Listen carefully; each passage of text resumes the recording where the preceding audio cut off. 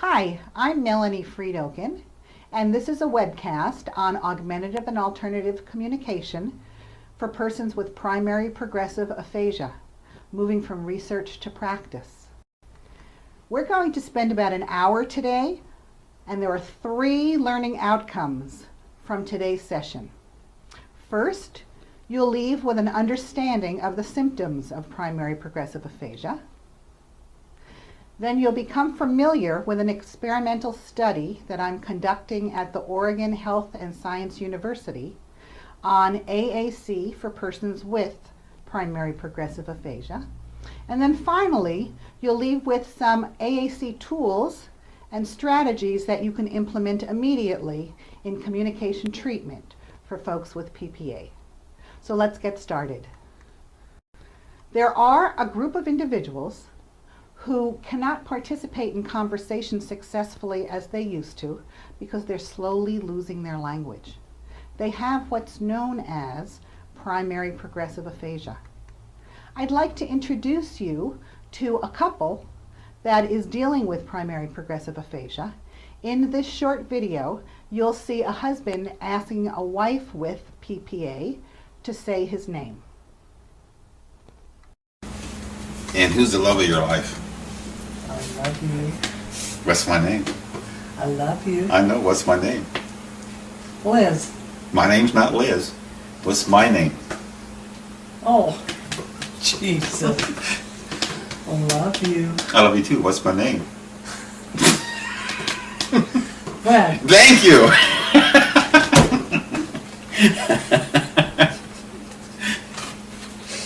Okay.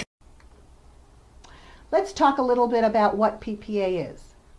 Generally, individuals between the ages of 55 to 65 years old are diagnosed with PPA.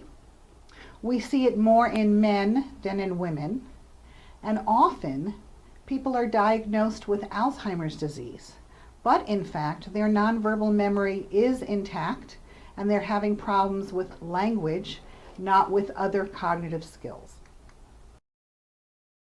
There are 3 types of progressive aphasia that have been discussed in the literature. The first type is called progressive non-fluent aphasia.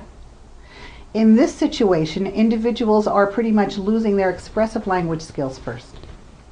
A second type is called semantic dementia, and in this syndrome, individuals are losing their ability to understand language and to come up with words. And the third type is referred to as logopenic progressive aphasia, and it refers to individuals who are losing words, having problems understanding, but mainly because of speech sounds more than because of word parts.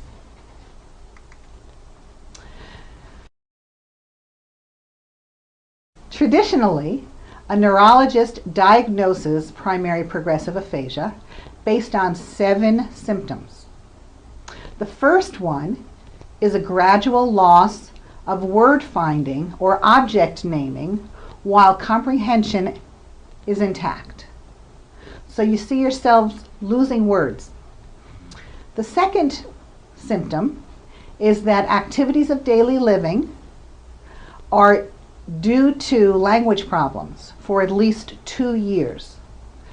The third one is that individuals have intact language skills before this problem.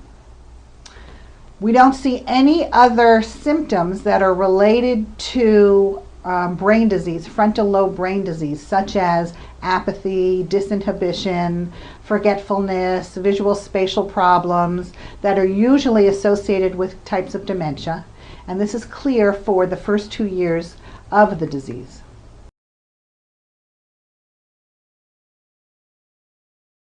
We can see some problems with numbers and with calculations.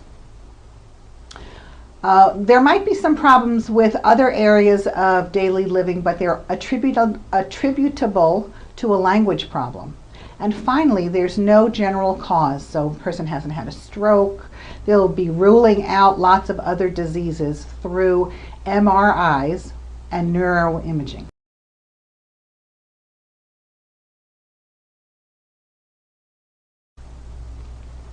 There's still a lot of confusion about primary progressive aphasia. It often overlaps with a lot of other brain diseases.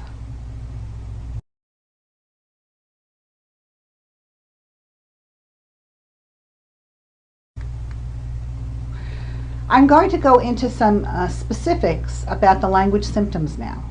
So the first most prominent symptom is anomia, or trouble thinking of or remembering specific words when you're talking or writing.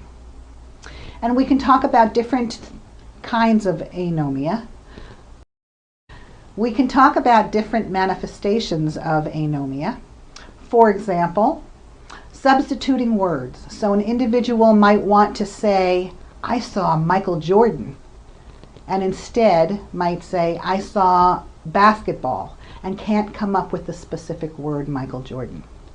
We also see individuals who use a lot of circumlocutions or talking around a word, such as they want to say teacher, and what comes out is the one who stands in front of the class and talks. You know, the adult with students sitting in a classroom. We also see increases in speech problems. So being able to say the sounds in words. For example, individuals might substitute sounds, like instead of saying drink, they might say brink. Or instead of saying thought, they might say fought. And also we see distorting sounds in words. So instead of saying joyful, the person might say joful, or instead of saying dodgeball, they might say dodball. Often the speech is slow and hesitant, and there's long pauses or filler words. A lot of, that thing, or I can't think of that word. So we see a lot of fillers.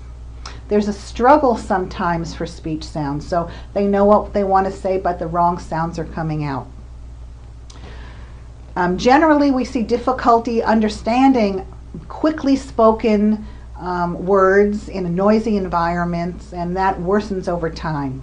And problems with numbers or arithmetic. So often someone can't recite their phone number or tell you what their ATM code is. I'd like to show you a quick video clip of Amy, who has classic primary progressive aphasia and is struggling for some words.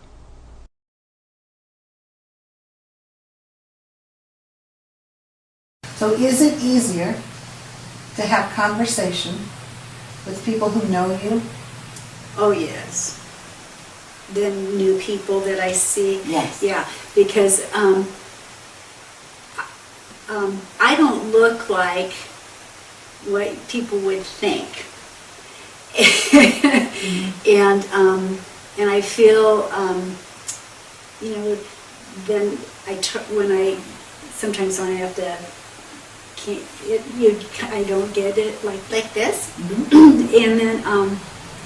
and then you have to tell them what you're doing, and I don't think you have to tell them all the time, Now the disease progresses over time. We begin to see problems with yes-no confusion. So someone means yes and they say no, or they mean no and they say yes, and it comes out quickly. Or we see more groping and struggling for sounds in words. So words are coming out wrong and the person knows that there are errors. By the end of the disease, an individual can become mute. And we also often see that the written language mimics spoken language problems.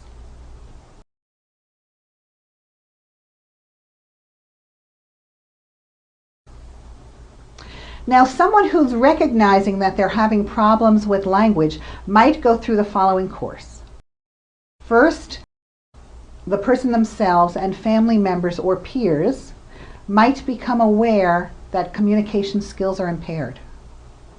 They might start by saying, I'm really tired, or I can't think of things as well, and they might notice that their language is becoming more and more difficult.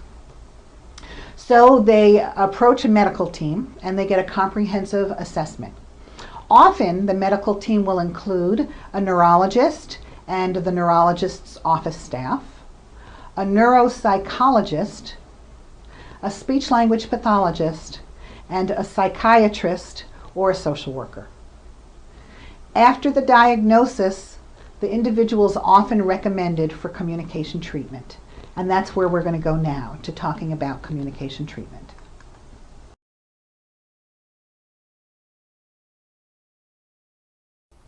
There are three major goals for all of treatment related to primary progressive aphasia.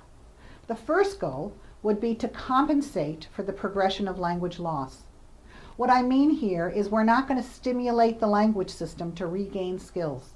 No drill and practice to get back all the words that begin with B or have to do with animals. At an early stage, we need to say we're going to compensate for what the person is losing by offering them visual language strategies and tools. And since you don't communicate just to yourself, all the people who are your communication partners also must be involved in treatment. We must reach out to multiple partners and make sure that they are involved in the dyadic or the two-way communication and support. So our big treatment challenge then is to put the person's residual lexicon or their internal dictionary in front of them, visually in front of them, so that they can see needed vocabulary that they can't come up with by themselves, and they can participate in daily activities without any loss. So that's our treatment challenge.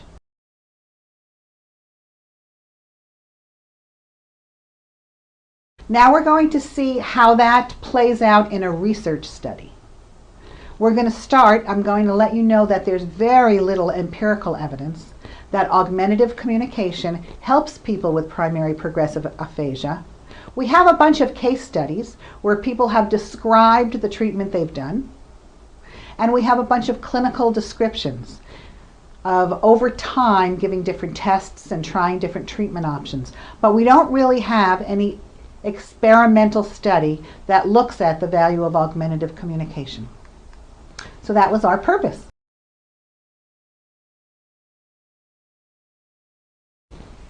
We decided as a team at Oregon Health and Science University to provide evidence that shows that augmentative communication, and in our case, we used low-tech communication boards. We wanted to provide evidence that communication boards, which are low-tech augmentative communication, will support adults with primary progressive aphasia during conversations. Really what we wanted to do, we wanted to provide augmentative communication for individuals so that they could participate in daily activities.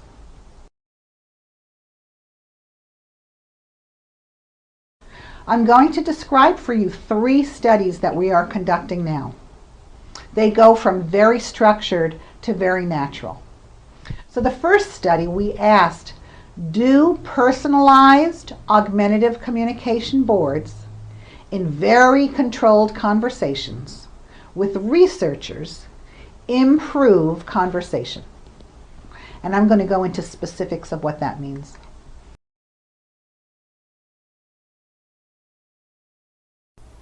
Our second study, which I'll describe to you, asked, do personalized augmentative communication boards about daily activities that are used in conversations with familiar partners such as spouses or children or care providers, do they improve daily conversation?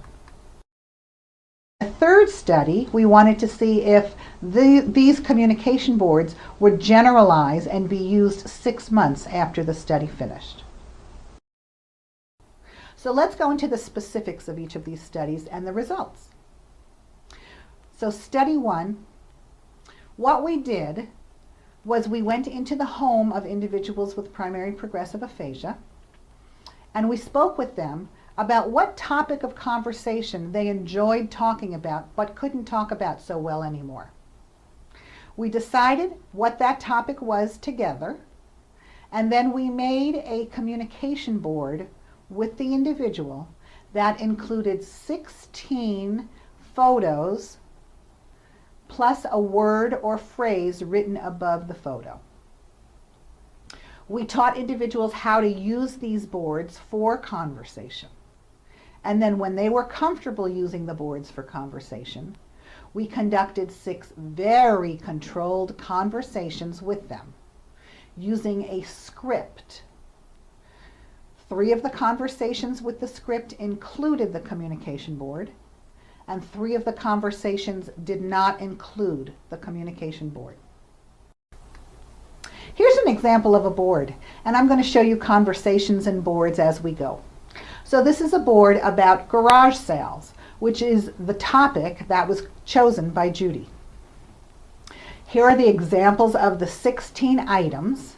Take a look at the item that says storage unit, because I want to show you the scripted questions that we asked Judy when we were looking to get at the word storage unit. First, we would say to her, where do you keep the bulk of your items for sales? If she found the word storage unit and said it, then we were finished with that question. If she could not find that target word, then we would supply her with another probe. In this case, we would say, this place is downtown. If she still couldn't come up with the word, we would say, you mentioned that you have a couch here. And finally, we would provide the word for her. I'd like to share with you a video of an individual in a scripted conversation. In this conversation, the researcher and the participant are talking about about Alaska. And the word that the researcher is looking for is Kenai. You'll see the researcher going through many different questions or probes to get at the word Kenai. So where was it that you caught that 30-pound salmon? Is in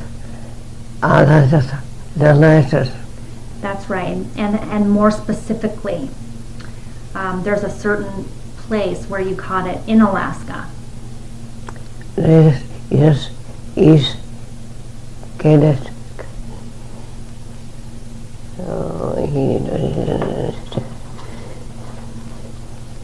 You're about to say it. Yes, get it, call it.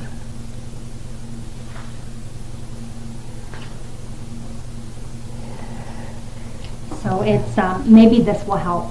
It's a peninsula, Yes, and it's also a river. yeah, And I believe you caught your fish on the river, your Yeah. salmon on the river. yeah. Okay, so what is the river called in Alaska? Is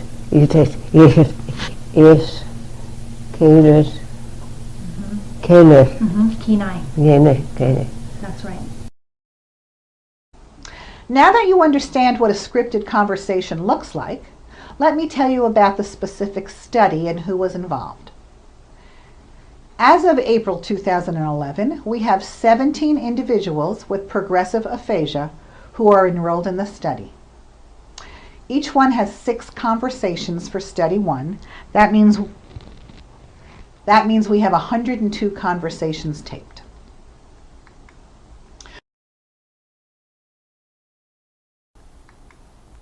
We have 9 women and 8 men. They range in age from 52 to 78. They're highly educated. They've all finished high school with a lot more schooling. In fact, their mean education years is 17. They have a clinical dementia rating scale score between 94 and 0.94 and 1.08, which means that they don't have a dementia. And the next score, BNT, that means Boston Naming Test, which is a test that you show pictures and ask someone to name what they are. There are 60 pictures. These individuals had scores that ranged from 2 to 52. The 17 participants either lived in family homes, and that was in a city, in a suburb, or even on farms, to assisted living facilities. We are concerned about who their conversational partner is. Most individuals had spouses who would converse with them. We also had paid caregivers and friends. The length of the relationship between the participant and the partner is important to us, on how well they know each other and their vocabularies. And they ranged from 1.5 to 60 years. So most of the individuals were married for at least 35 years.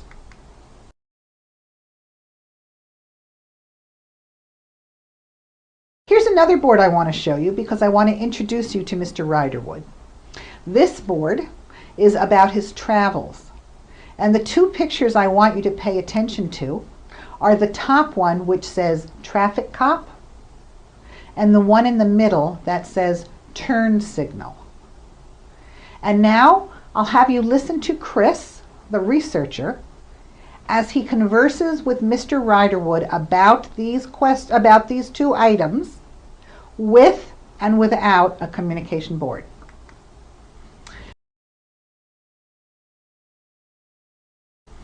These are the questions that Chris will ask. You had an old Volkswagen in the Army. What was particularly unique about this car? And Chris is looking for the answer, turn signal. Then the other question was, this broke off of one of the turn signals while you were in Germany. And Chris is looking for the answer, traffic cop. Now take note of the struggling and the difference between coming up with those words when Mr. Ryderwood does have a communication board and when he doesn't.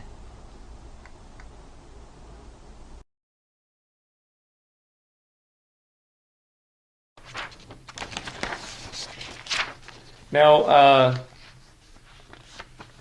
apparently you had kind of this this old Volkswagen in the Army, and compared to cars nowadays, there was something fairly unique about this car.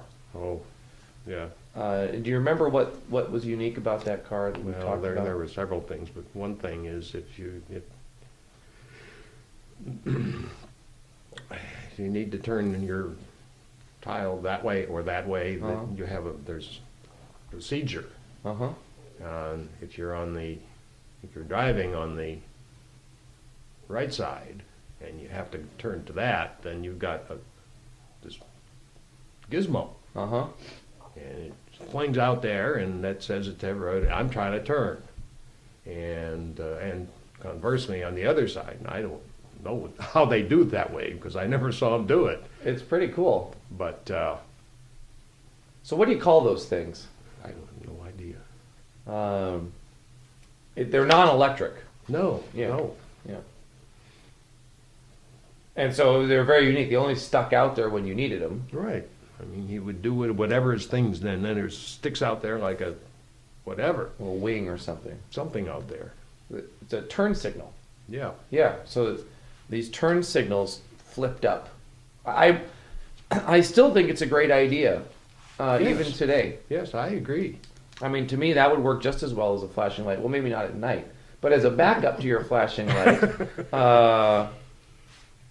So now someone broke off one of these turn signals Yes. while you were in Germany. Yes. Who broke off that turn signal? Well, it was no,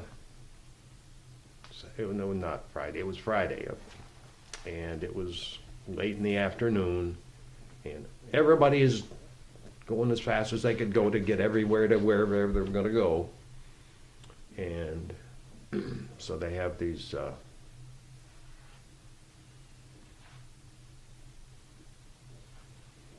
people who tell people go this way or they'll go that way or whatever or whatever.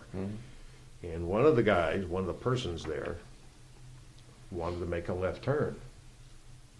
And So this was right in the middle of an intersection. this is right in the middle of an intersection. And the guy said that whatever he was doing, said, no, we got to go that way. You can't go that way. And he, when went through the process again, Mhm. and again he said, you can't do that, go that way. And third time he said, guy said, and so the guy got down off his pedestal, reached in the window of the guy's window, jerked that thing off of there, threw it in the window, and he went where he was supposed to go. That's It amazing. was, I was just standing there. I wasn't doing anything. So he ordered the driver to go straight instead of turn. Right. So was he? So what was he? Was he? Did he work for the city?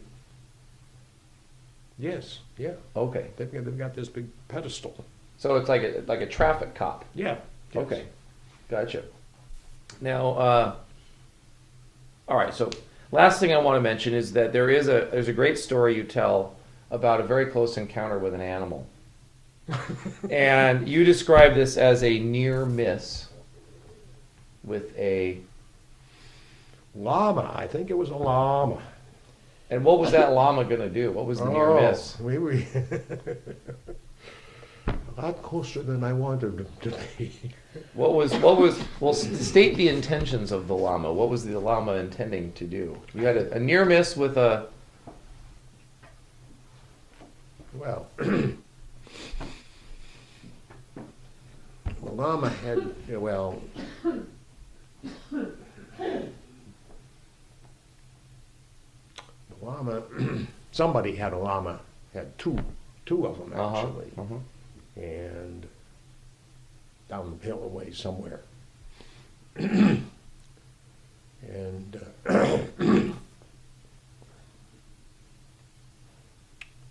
and somebody killed one of the two llamas. Oh, that's unfortunate. That was not good. No. But one of them got killed, and the other one jumped the fence and jumped the fence over there, and finally got up and as far as it could go. And Sissy and a couple other people were milling around a bit, and they all went inside, but eventually. And so it's just down to me and the llama, and I'm just standing there. I'm not anything. I'm just standing there. Yeah. And he or she, I can't remember. It would come down the hill a little ways in this direction, and then it would come back, and then it would come back, and he kept down, and I just stood. I mean, as still as I could be. Yeah. And so it got to his nose to my nose, and that was a bit much. So you had a near miss with a llama kiss. Oh, you bet. So that llama, it must have sensed that you were a lover, not a fighter, and he figured, you know what? He's not going to kill me. This guy, if I kiss him, he might actually save me. Oh. Well, you had apparently an old Volkswagen in the Army that had a unique, something very unique on it that you talk about. You mean about the turn signal? Exactly. And what was different about that turn signal than what you see today? Well, it's not.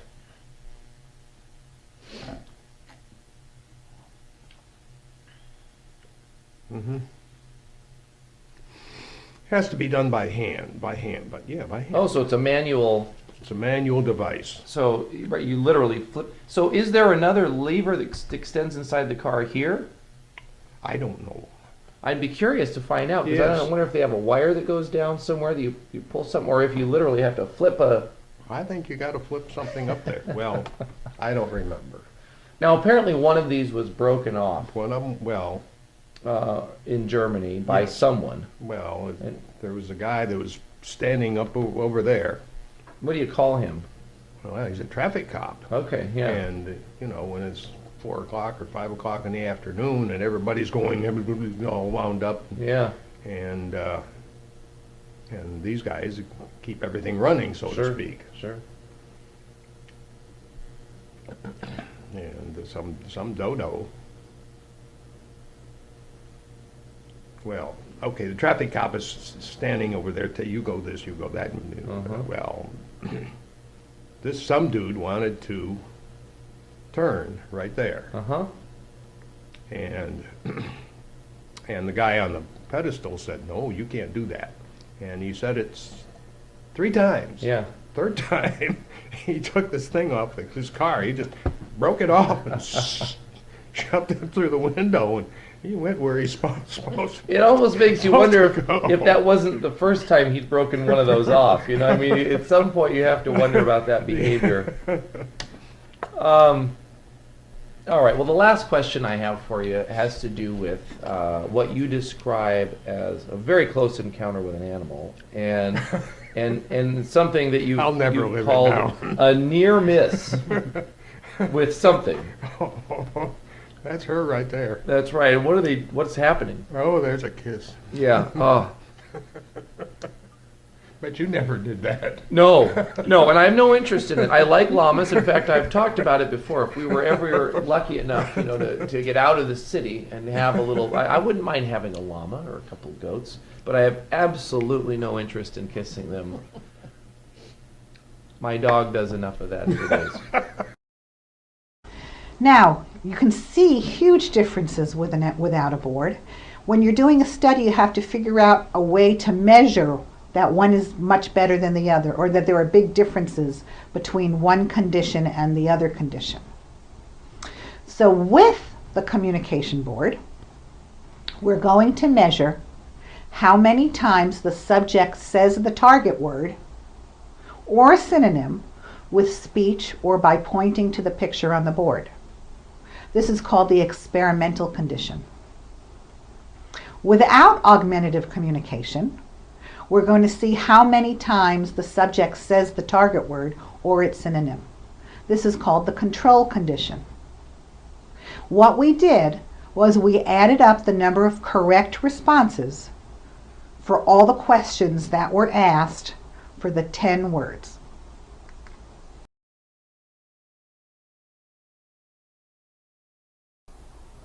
Here's an example of what we did. We came up with what's called a weighted conversation score. I know this is a little busy, so I'm going to describe it to you. We gave point values to each response. So if the participant got the word on the first question, they got 3 points. Remember that example of garage sales? So if the participant responded with the word sign, after the researcher asked, how do you advertise for a sale? Then she got 3 points. If she didn't get it after the first time, and the researcher had to ask, you use cardboard and a marker to make this, then she got 2 points. If she still couldn't get the response, then the researcher would ask, you posted outside for people to see your sale. If she responded correctly on the third question, she got 1 point. And then finally, if the participant could not get the word at all, then we provided it, and she got a score of 0. So for each of the 10 questions, you could get a score of 0, 1, 2, or 3. So there was a total raw score that ranged from 0, which was no responses correct for all 10 questions, to 30, which means the 10 questions were responded on the first question for 3 points each. And then we converted this score to a percentage of the total points possible. This score combines accuracy, how well the person answered, with the level of support, how many questions the person needed. A higher score indicates good word accuracy by the participant and less questions asked, so less support needed by the conversational partner. So when you do an experiment like this, you start with a hypothesis. So we proposed that conversations with AAC support, with those communication boards, in comparison to conversations with no boards, would yield greater weighted conversation scores. So we'd have higher scores when the person used a board and lower scores when the person had no help. Here are the results from that question. Here's the first result. The number of correct spoken words was much higher when the AAC support was available than when there was no support. And you can see the differences here with no AAC and with AAC support. What this means is that people with progressive aphasia retrieve the correct words to questions more frequently when there's AAC support. So they do better when the boards are available. Let's look at another result. This result has to do with the number of responses to that first initial question. The number of correct responses to the first question was much higher with the augmentative communication support than without the support. You can see differences here that are very significant. This means that people with primary progressive aphasia retrieve the correct response to questions much more quickly and require less effort by the partners when there is augmentative communication support than when there are no boards at all. The boards seem to be helping with how fast someone retrieves responses as well as how accurate they are. Let's look at another result.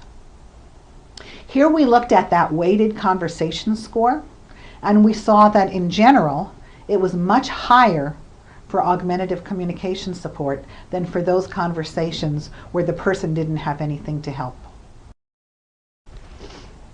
This means that the conversations between people with progressive aphasia and researchers are more successful when the AAC support is in place. There are fewer probes, fewer questions from the communication partner when they have some shared reference or when they have pictures between them that they can both use and that the person with progressive aphasia can rely on to help get words. One more result that I'd like to share with you, and this is about pointing, or those nonverbal responses. So we provide this board for 3 of the conversations and no board in the other 3. So we found that participants, when they had the augmentative communication boards in front of them, were pointing to pictures on the board an average of 5 times per conversation. People with primary progressive aphasia are using the boards to express themselves and find words during conversations. They're not just glancing at the boards to get cues. They're actually doing more pointing than we had expected. So what does this mean? It's a lot of results from experimental studies. And it means that low-tech AAC in the form of communication boards gives people with primary progressive aphasia meaningful language support during very structured conversations. And it means that augmentative communication significantly reduces the amount of support that is needed by a conversational partner. This approach, we recommend, should be part of a primary progressive aphasia treatment protocol. Okay, not only do I recommend this, but so does one of our participants. And I'd like to show you her response using the board when she's talking about a vacation that she took with her son. You won't see her struggling in a conversation without the board when she couldn't come up with the name of the place that they went on for vacation, and she had a hard time saying her son's name. So enjoy watching this. He really is a fisherman. Yeah. You know. Well, you and Ben went on a fishing trip. Yes, we did. Where and did you go? We went to the Sawtooth Mountains. Uh-huh. And this pretty works. Okay. What's that? This really works? This kind of works. Yeah, it does. Huh? Yeah. And So we went camping, or not camping, but we went there for about 4 days, and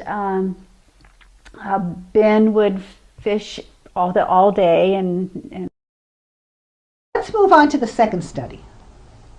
We know now that the communication boards help individuals in very structured conversations when they're talking about one topic with a researcher.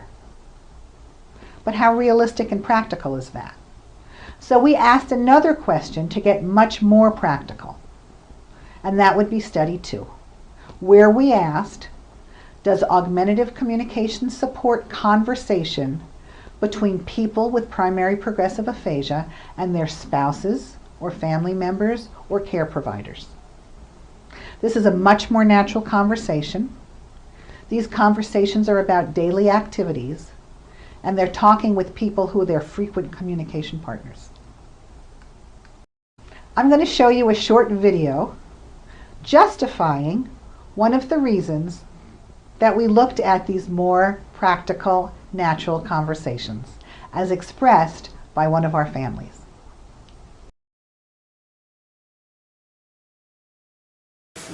Something as a family, we're dealing with, and as a husband, a spouse, you want to be supportive, you want to do everything you can, and struggle with sometimes how to best do that, and you learn all you can and whatnot. And Amy's got a pretty independent streak also, and she's trying to finding that balance. And most of the days are really good. She's positive, and you can tell a happy person, and so that hasn't been so bad. But it's just the transition, the whole thing. It's just trying to figure out how I can be most supportive. That's what it comes down to. I have a good one. So do I. Let's get into the nitty-gritty of study 2. Study 2, instead of coming up with one topic of conversation that the individual enjoyed talking about, was choosing 4 functional daily activities. So think about your day. You might want to talk about going to work, coming home, going out to dinner, watching a movie, exercising, going to the gym, helping your kids with homework, many different topics about daily activities. And we made a new communication board for each of our participants that included 4 daily activities they chose, with 4 pictures and labels on top of the pictures for each one of those activities. We called it a quad board because there were 4 activities on the board. Now we taught the partners, the communication partners, spouses, children, care providers, how to use the board to have conversations. Once the partners were familiar and the participants knew the pictures and knew how to converse about these 4 topics, then we videotaped 3 conversations with the board and 3 conversations without the board. What we did then was a little different. We identified 8 words on each board, 2 in each of the activities, and we asked the conversational partner to target those 2 words during each conversation.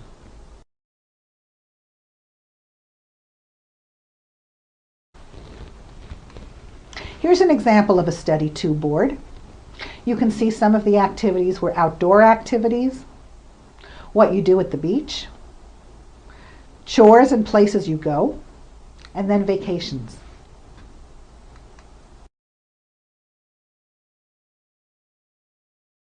Here's another board. And this board is more about activities around the home. So going shopping, going out to eat, friends,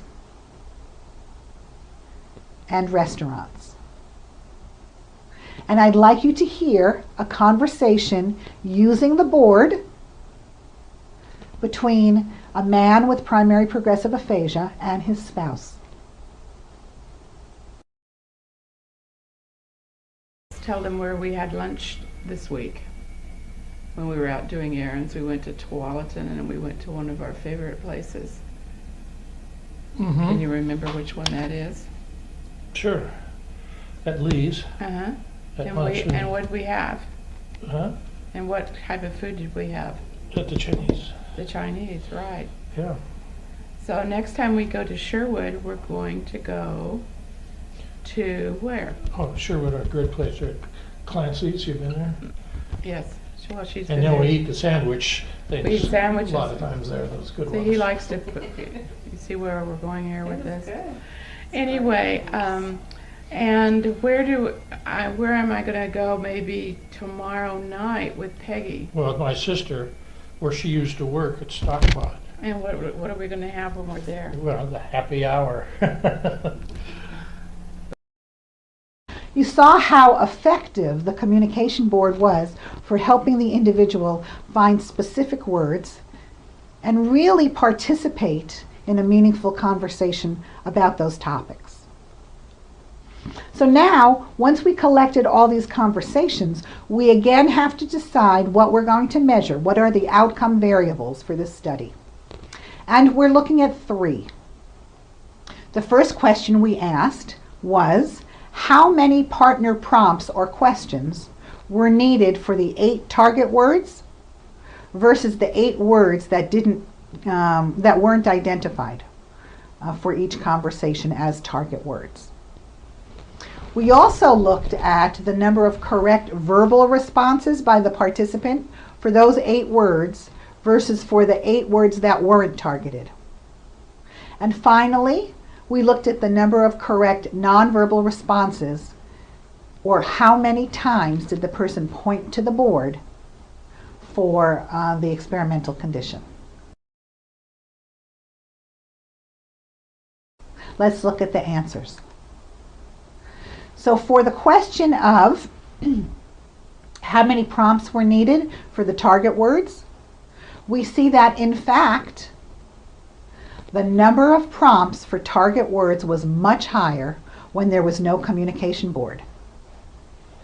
Right now that difference isn't statistically significant, but we believe as we get more subjects in this part of the study, we'll see that this makes a bigger difference. So we can say right now that the augmentative communication support appears to reduce the need for partner prompts, but we're not there yet. Here's another result we looked at, and that's the number of verbal responses. Here we saw that the number of correct verbal responses to those prompts was much higher with the augmentative communication device than without the device for the 8 target words. So they were coming up with the words more when they had the board in front of them than when they didn't. And this is significant and tells us that with augmentative communication support, people with primary progressive aphasia are more successful at using verbal responses to questions for those 8 words that were targeted on the board. So the last result we want to look at is about nonverbal responses.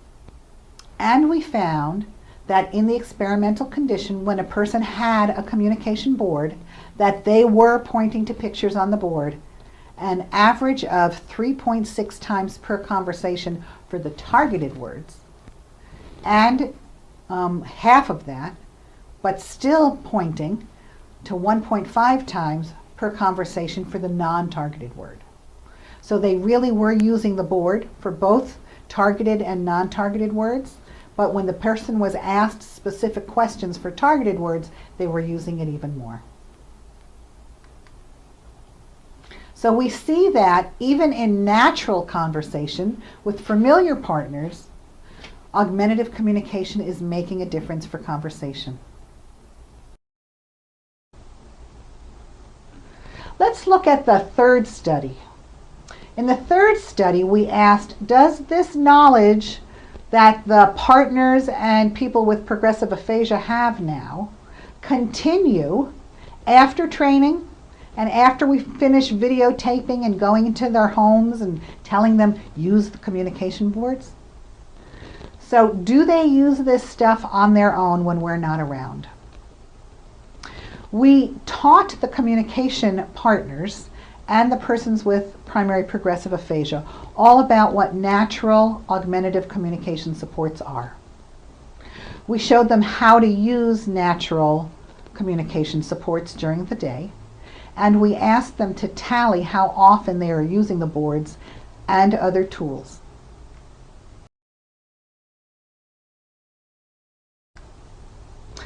Then we called them for 6 months, and we asked these 3 questions.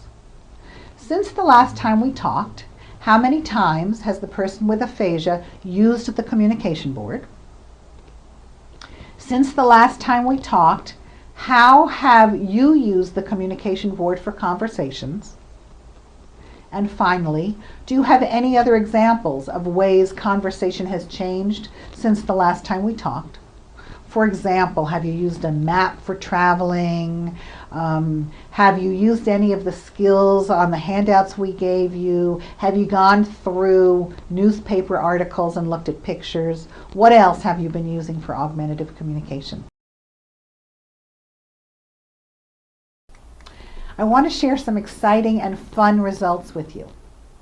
When we asked individuals what augmentative communication tools they were using after the study was completed, we got some really fun answers. In fact, we got answers that showed that the family indeed understands the importance of communication tools and how to take things from their natural environments and use them to support language. Individuals reported that they were using address books, that they were using children's books, that they were using photo booklets, that they were using email or flashcards or gestures or magazines. One individual reported that they put Post-it notes around, and the person with progressive aphasia was using the Post-it notes. They were using scrapbooks, staff directories in assisted living facilities. So the partners and the persons with aphasia were recognizing natural augmentative communication tools. They also told us about ways that they noticed how augmentative communication tools made a difference. So in one instance, we were told that individuals were pointing to weather pictures in a newspaper to talk about the time of day. Another individual, let me start that again. Another family actually took the communication boards we made, framed them, and put them on the wall in the house so that they were at eye level. And the person with progressive aphasia used to go to the wall and point to the frame boards for pictures of family. Another individual reported using the communication board to discuss pain intensity with the continuum line that was placed on the board. Someone else flipped through photos in an address book during a family visit so that they could both talk about the same person in the family. And one woman reported that she took her mother to the local museum where they were doing a photo exhibit of what the town was like 50 years ago. And they together could have a conversation about the town by pointing to pictures. They reported benefits of the boards also. One individual said that it really helped communication between 2 adults with language impairments in the assisted living setting. We had one couple where the husband had primary progressive aphasia and the wife had dysarthria or speech problems following an old traumatic brain injury. And they used the board to help conversation so they both could be understood.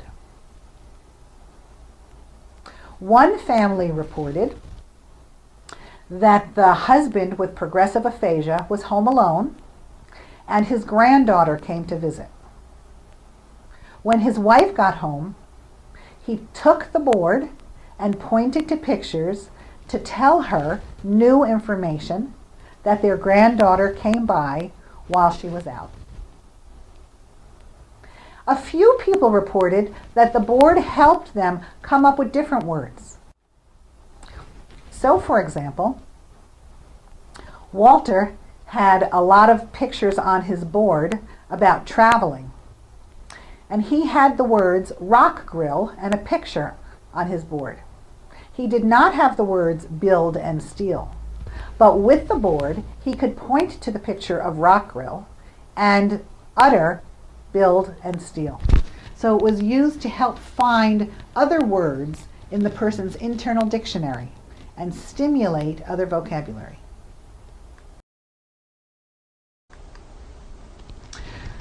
So I've tried to demystify experimental studies for you and show you how the research can make a difference in clinic.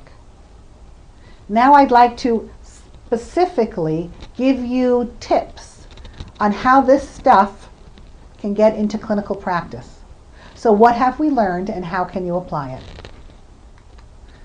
Before I talk, I'd like you to hear one of our families talking about the value of augmentative communication and how you need to start early. I know you helped us in our study and used communication boards with us. How did that work for you? I think they were helpful. You could always, do this little thing, and it will tell you what you were trying to communicate.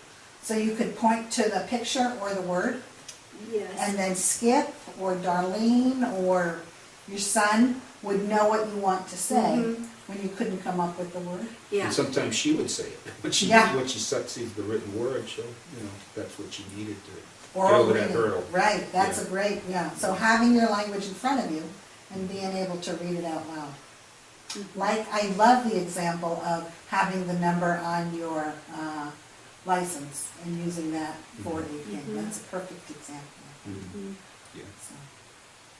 And the board that you used for conversation, it was about outdoor activities, is that? There was some of that. There was vacation spots, things like that. We had a bunch of different subjects. So it helped when we were having conversations. I think so, but I also think that,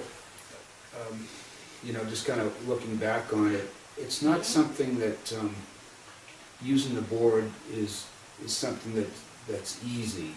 And what I'm seeing with the passage of time is that it's not going to get any easier. And so what that suggests to me is that just the process of working with the boards needs to start early and not late, where the person is most equipped to do it. And that, frankly, for us has been the biggest challenge, just having the discipline and the time to do that.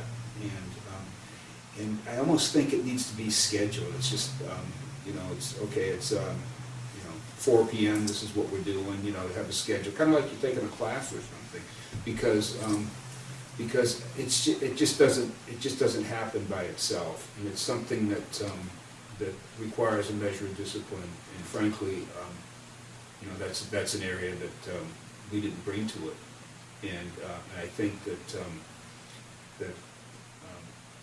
I see the promise of the concept, but I think that there's some skills that need to be developed, and the sooner we start that process with discipline, the more effective it probably will be for her and us in the long run. Yeah. I have a colleague who says assistive technology without training is not assistive. Yeah.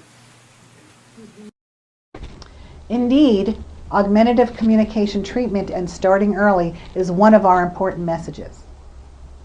The two big deliverables that I'd like to suggest are that visual language is an excellent support when someone can't get the words out of their internal dictionary or their lexicon, and that by providing communication aids, whether they're low-tech communication boards or communication devices or books, that providing these communication aids is very helpful for individuals with primary progressive aphasia. In fact, the research shows that they need less support by their communication partners, and they come up with more words when they have augmentative communication in front of them. We also know that including these aids early will make a difference, as reported by the family, because it's a huge task to find those words that go into a communication system, identifying that internal dictionary, and learning how to use it.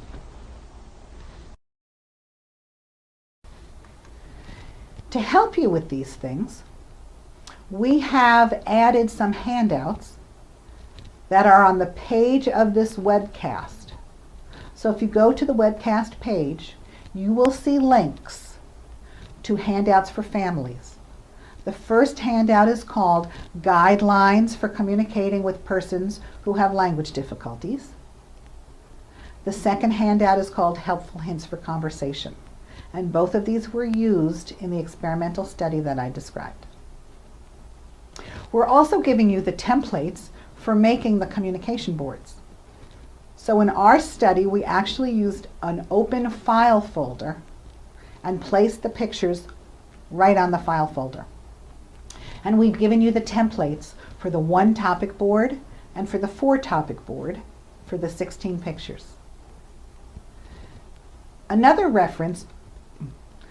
resource for communication board templates comes from the Augmentative Communication website at the University of Nebraska in Lincoln, and I've included that reference here. You can download templates for both boards, but you must use Microsoft Publisher for both of them. As far as references go, where you can continue learning about augmentative communication for primary progressive aphasia, I refer you to 3 places.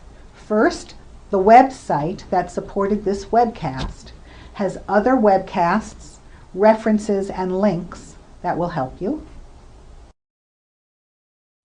Second, a book was published in 2007 by Drs. Buchelman, Garrett, and Yorkston entitled Augmentative Communication Strategies for Adults with Acute or Chronic Medical Conditions. And there are chapters that relate to augmentative communication strategies for individuals with primary progressive aphasia as well as other conditions. I strongly recommend the book. It even comes with a DVD of handouts that you can use in clinic. And finally, there's a website through the Cognitive Neurology and Alzheimer's Disease Center at Northwestern University that really delineates treatment, diagnosis, and support for individuals and families with primary progressive aphasia.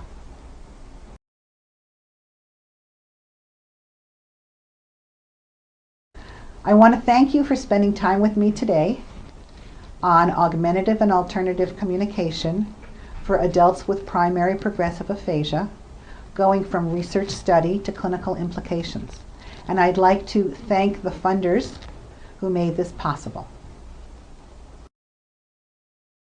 I'd also like to acknowledge the researchers who were part of this study at Oregon Health and Science University and say thank you to Dr. Charity Rowland, Dr. Chris Gibbons, Glory Nate, Darlene Daniels, Mei-Ling Dixon, Carolyn Mills, and Amy Mooney for making this happen. Have a good day.